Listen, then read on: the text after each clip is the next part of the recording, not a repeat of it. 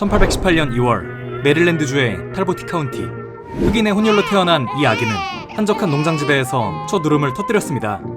어머니는 흑인 노예였으며 아버지는 백인이었으니 어쩌면 농장주였을 가능성도 있었습니다. 그러나 아무도 진실을 알려주지 않아 아버지가 정확히 누구인지 알 길은 없었습니다. 아이는 태어나자마자 어머니로부터 20km 정도 떨어진 다른 농장으로 보내졌고, 아이의 어머니는 주인이 정한 틀 안에서 매일 노동에 시달려야 했기에 아이를 만나러 갈 기회조차 거의 허락받지 못했습니다. 이로 인해 아이는 시간이 흘러도 어머니와 함께 있을 시간을 거의 가질 수 없었죠. 아주 가끔 어머니가 20km나 떨어진 이곳까지 걸어와서 아이를 찾아와 달래주곤 했지만 새벽동이 트기 전에는 반드시 돌아가야 했고, 기억 속에서 아이는 어머니를 만난 기억이 많아봐야 5번 정도밖에 되지 못했다고 합니다. 이따금 아이를 안고 흑인 전통 노래를 흥얼거리던 어머니의 모습은 아이에게 주어진 어머니에 대한 유일하고 희미한 기억이었죠. 이 같은 어머니의 공백은 외할머니가 채워주곤 했습니다만 그 외할머니조차 자유인이 아니었기에 아이를 온전히 돌봐줄 순 없었고, 아이가 6살이 되었을 때 그는 어머니와 할머니와 떨어진 또 다른 플랜테이션으로 보내지는 운명을 맞이합니다. 그곳의 농장주가 소유한 플랜테이션과 저택, 그리고 30여 명의 노예들은 어린아이의 눈에서 이미 희망 하나 없는 두려운 세상으로 여겨졌습니다. 아이가 노예로서 겪어야 했던 일상은 하나하나가 끔찍했습니다. 노예들은 새벽녘에 뿔피리가 울리면 빠르게 일어나 밭으로 나가야 했고, 소리를 듣지 못해 늦게 일어날 경우 가혹한 채찍질을 피할 수 없었습니다. 노예들은 날이 저물 때까지 밭에서 벗어날 수 없었으며 옥수수, 담배, 밀 등 농작물을 재배하는 방대한 농토에서 잠시라도 쉬려했다가는 매질을 당하기 일쑤였습니다. 어른 노예들에게는 한 달에 한 번마다 식량으로 소금에 절인 고기와 약 28kg 정도의 옥수수 가루 포대가 주어졌고, 옷은 1년에 한두 벌 정도가 주어졌는데 이마저도 어린 노예들에게는 제대로 주어지지 않아 아이들은 헐벗고 지내는 경우가 많았습니다. 그리고 이 아이 또한 한겨울에도 무릎 정도까지 오는 셔츠 한 장으로 지냈고, 밤에는 옥수수 마대자루 안에 들어가 추위를 버텨야 했습니다. 아이들의 식사는 일정한 배급이 없었으며 옥수수 가루를 물에 끓인 뒤 큰 나무통에 담아 바닥에 내려놓으면 아이들이 돼지떼처럼 달려들어 손이나 조개 껍데기 따위로 퍼먹곤 했다고 합니다. 아이들에겐 숟가락도 그릇도 없었으므로 빨리 먹는 아이가 많이 먹고 힘센 아이가 좋은 자리를 차지하는 비참한 광경이 매일같이 반복되었습니다. 다행히나마 아직 일손으로 쓸 수 없는 나이의 아이들은 어느 정도 나이가 찰 때까지는 농장 노동에서 제외될 수 있었습니다. 이로 인해 7살이었던 그는 주로 소를 몰거나 정원을 파수하며 닭이나 새를 쫓고 앞마당을 청소하고 종종 백인들의 심부름을 하는 일을 맡았죠. 노예 생활 중에 아이가 가장 크게 충격을 받은 사건 중 하나는 자신의 이모가 감독관에게 부엌에서 채찍으로 무참히 맞는 광경이었습니다.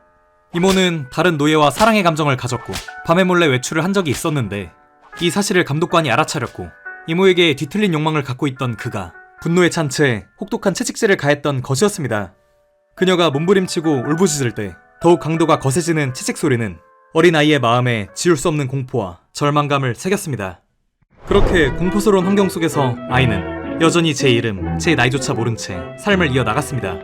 또한 주인 혹은 감독관 중 누군가가 아이를 다른 농장으로 빌려주거나 상속 형태로 넘기는 경우가 발생하면 그는 그저 가축처럼 새 주인을 따라가야 했죠. 아이에게 가장 마음 편한 시간은 곡식 창고나 헛간 구석에서 우글거리는 벌레와 함께 잠을 청할 수 있는 저녁 시간이었습니다. 그마저도 양말도 없이 맨발에 낡은 옷 하나만 걸치고 겨우 몸을 가리며 배고픔과 추위, 그리고 내일이 온다는 공포를 견뎌야 했지만 말입니다. 그러는 사이 아이의 내면엔 무언가가 뭉게구름처럼 서서히 피어오르고 있었습니다. 바로 이 기이한 세계가 정당하지 않다는 저항심이었죠. 노예들은 억압에 길들여져 있고 어린아이는 아직 그 억압의 방식과 체계 자체를 완전히 이해하지 못했지만 가장 순수한 하나의 의문만큼은 마음에 품고 있었습니다. 어떻게 사람을 이렇게 함부로 다룰 수 있는 걸까? 아이가 7살이었을 즈음에 그는 이미 어머니가 사망했다는 소식을 전달받았습니다. 그러나 어머니가 어디서 어떻게 왜 죽었는지는 아무도 알려주지 않았고, 태어나서 몇 번 보지 못했던 어머니의 죽음은 다행인지 불행인지 7살 아이에게 큰 슬픔으로 체감되지 않았다고 전해집니다. 이후 2년이 지나 8살이 되었을 때 폭력적이던 감독관이 사망한 후 아이는 감독관의 친척에게로 소유권이 양도되었습니다. 그리고 아이는 탈보트 카운티를 떠나 그 친척이 있는 볼티모어로 보내졌죠. 당시 볼티모어는 탈보트 카운티보다 훨씬 도시화되어 있는 지역이었습니다. 물론 신분체계는 존재했지만 도시 생활은 시골 대농장보다는 상대적으로 덜 폭력적이고 어느 정도 제도화된 형태로 노예를 관리하는 경향을 띠고 있었습니다. 물론 그곳에서도 노예를 학대하는 몇몇 주인들도 있었지만 도시의 백인들은 시골 백인들에 비해서 더 교육받은 사람들이 많았고 문화적으로도 노예를 마구 학대하며 손가락질을 받는 분위기가 형성되어 있었죠. 그리고 아이가 지내게 된 저택 내 숙소도 시골 농장의 학관과는 비교할 수 없을 정도로 청결한 편이었고 아이가 맞닥뜨린 새 주인은 이전 농장주보다는 훨씬 나은 옷과 음식들을 제공해 주었습니다. 게다가 주인의 아내는 당시까지는 노예에게도 연민을 품고 있는 인물이었고 10살도 되지 않은 아이에게 부드럽고 온화한 태도로 대해주며 이 아이가 따뜻한 이불 속에서 잠을 잘 수 있도록 배려해 주었습니다. 심지어 그녀는 아이가 12살쯤이 되었을 때 글자 하나 배우지 못한 것을 안타깝게 여기며 알파벳을 가르치기 시작했습니다. 그리고 이는 단순히 글자 몇 개를 배우는 일이었지만 이 교육은 아이의 인생이 송두리째 뒤바뀌는 전환점이 될 수 있었습니다. 아이는 알파벳을 배우고 문장을 배우고 글쓰기를 배우며 점점 배움에 대한 갈망을 느껴갔습니다. 얼마 뒤에 이 같은 사실을 알게 된 주인이 아내를 향해 노예에게 글을 가르치면 스스로를 노예로 여기지 않고 도망치려 할 것이다 라며 심각하게 화를 냈고 당장 가르침을 중단하라고 명령했습니다. 이후 아내는 아이에 대한 가르침을 중단하고 남편의 명령에 따라 책과 신문을 숨기고 아이가 글자를 보지 못하도록 조치를 취하기 시작했죠. 하지만 사람이란 게 늘 그렇듯 하지 말란 것은 더 하고 싶어지는 법이었고 이미 알파벳을 배우고 글을 읽을 수 있게 된 아이는 배움에 대한 갈망을 매일같이 불태우고 있었습니다.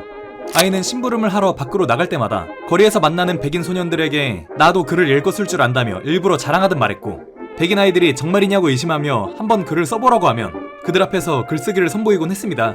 이에 백인 아이들이 단어 표현과 맞춤법들을 지적하며 놀리면 이를 고쳐나가는 식으로 학습을 지속했죠.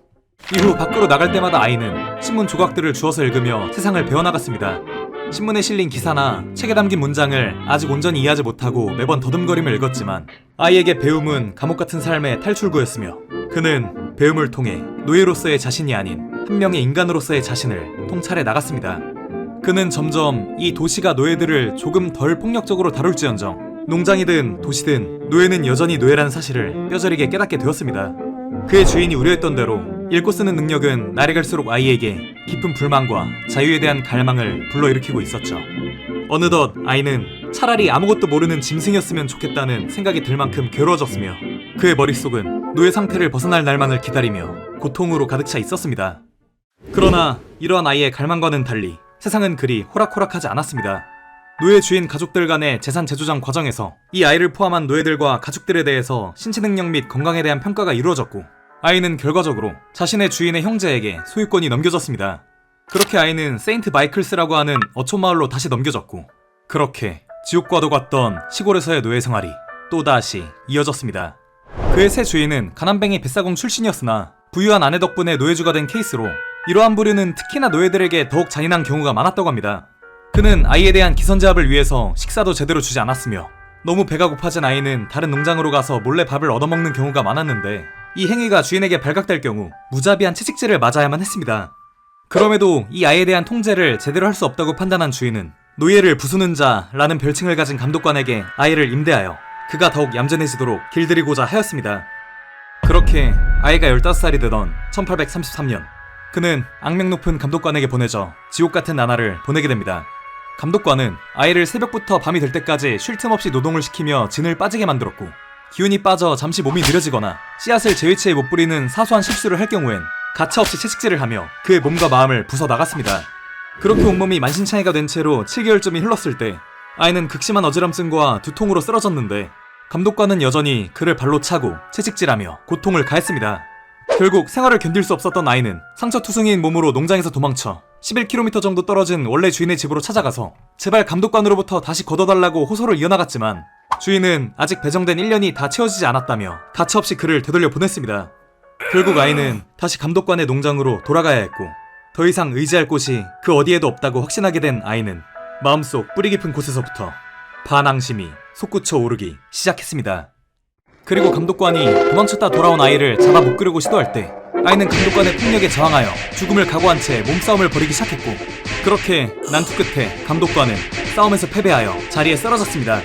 아이는 쓰러진 그를 향해 끊임없이 무차별적인 주먹질과 발길질을 이어나갔죠. 만신창이가 된 감독관은 그 뒤로 다시는 아이에게 손을 대지 못했고 노예를 부수는 자로서의 평판과 고객을 잃을 것을 두려워했던 감독관은 자신을 두들겨 팬 아이를 주인에게 알리지도 법정에 넘기지도 못했습니다.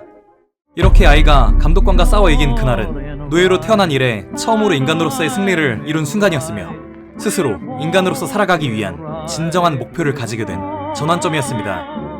이 아이의 이름은 프레드릭 더글러스. 훗날 노예 해방에 앞장서는 미국의 정치인 그리고 고위 외교관의 지위에 올라설 운명을 지닌 인물이었죠. 그리고 악독한 감독관 에드워드 코비의 폭력으로부터 벗어난 아이가 당장 가지게 된 목표는 바로 남부에서 탈출하여 진정한 자유인으로 살 수 있는 북부에 도달하는 것 이었습니다.